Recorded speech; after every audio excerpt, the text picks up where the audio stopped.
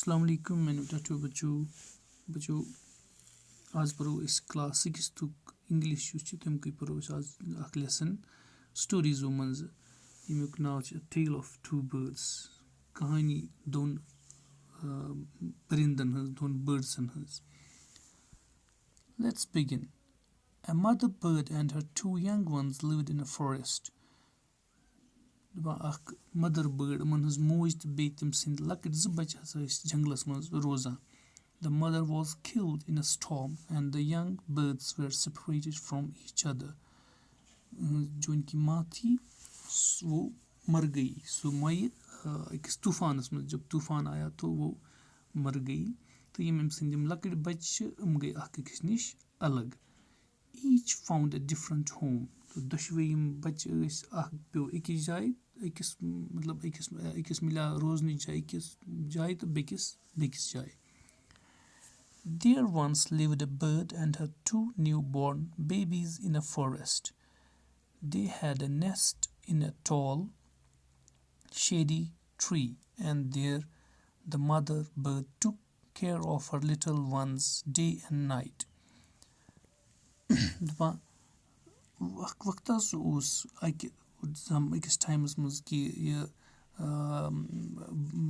Bird परिंद रोजान अकिस jungles मज बे पन ज बच्चे तम तमिस नई जामत तमन अकिस बड़िस सीठिस कुलिस पे तमन ओल तो यह बड़ सायदार कुल साय तरिया तो ये मोज पन बड़ ख्याल थवान दोहस रातस वरिया केयर करान. One day there was a big storm. There was thunder, lightning and rain, and the wind blew down many trees. The tall tree in which the birds lived also came down. दपा दो हसा एक दो हसा गो यह कि वारिया ज़्यादा बड़ तूफान हसा आव गगराय आस वुजमल आस गसान वारिया ज़्यादा रूद प्यो तो वारिया कुल आय नीरित ज़मीन मज तो इथे पे हसा टॉल ट्री यह बोड़ कुल यह मज परिंद रोजान पन ज बच्चे हेत अ पे हसा प्यो तो ये हसा मज रोजान अ पे हसा प्यो क्या a big heavy branch hit the nest and killed the bird. तो अ पे प्यो अकि यम कुलुक लोंग प्यो अत पे तो यम सतन यह मोज मई. Fortunately for the baby birds, the strong wind blew them away to the other side of the forest.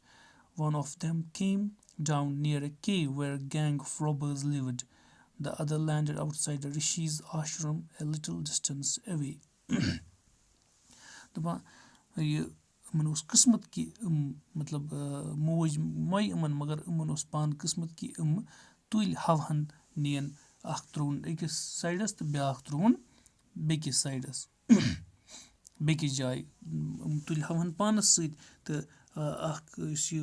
Bird मज सह प्यो ये यम लुटेरे रोजान रहजन यम डाकू रोजान ये तम अकिस केवस मज अत गफ नजदीक गफ मज रोजान तथ नजदीक प्यो यह तो ब्या यह परिंद यह प्यो ऋषि सिंदिस आश्रमस निश.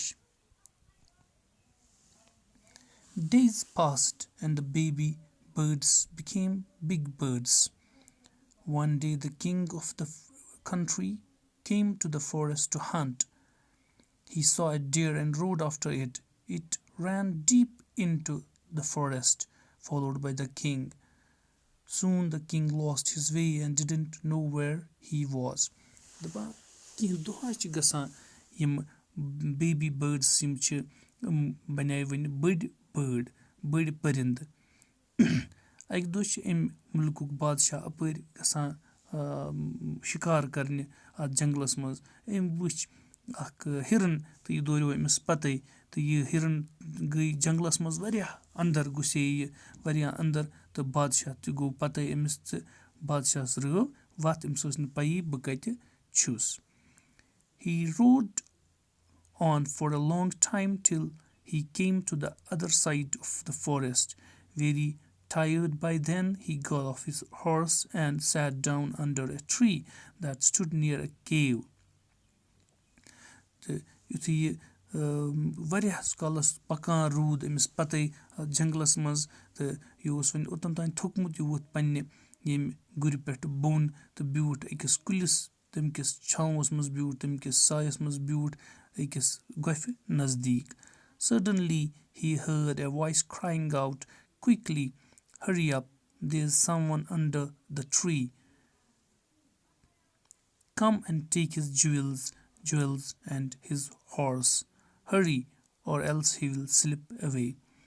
دَپان اچانک بوٗز أمۍ اکھ آواز یہِ وَنان جلدی کٔرِو کُیِکلی ؤلِو پٔکِو جلدی یَتھ چھُ کُستانٮ۪تھ کُلِس تل بِہِتھ تہٕ پٔکِو جلدی أمۍ سٕنٛدۍ زیورات نِیِو بیٚیہِ نِیِو أمِس گُر جلدی کٔرِو نَتہٕ ژَلیو یہِ. The king was amazed. He looked up and saw a big brown bird in the tree under which he was sitting. He also heard faint noises emanating out from the cave. He quickly got onto his horse and rode away as fast as he could. دَپان بادشاہ گوٚو حٲران یہِ وٕچھِتھ یہِ منظر وٕچھِتھ أمۍ دِژ ہیوٚر کُن نظر تہٕ اَتہِ وٕچھُن اَتھ کُلِس پٮ۪ٹھ بوٚڑ اکھ پٔرِنٛد برٛاوُن کلرُک تہٕ یہِ ہسا وٕچھ أمۍ اَتھ کُلِس پٮ۪ٹھ یَتھ کُلِس تل یہِ بِہِتھ اوس تہٕ أمۍ وٕچھ بیٚیہِ اَتہِ گۄپھِ منٛز تہٕ بیٚیہِ یِم آواز ہِش ظٲہِر گژھان آواز ہِش نیران یہِ کھوٚت جلدی گُرِس تہٕ ژوٚل اَتہِ یوٗتاہ جلدی یہِ ہیوٚک تیوٗتاہ جلدی ژوٚل. بَچو اُمید چھِ تۄہہِ آسیو سمجھ آمُت پانہٕ تہِ کٔرۍزیو بیٚیہِ ریٖڈِنٛگ اَصٕل پٲٹھۍ بِہِو رۄبَس حوال. اَسَلامُ علیکُم.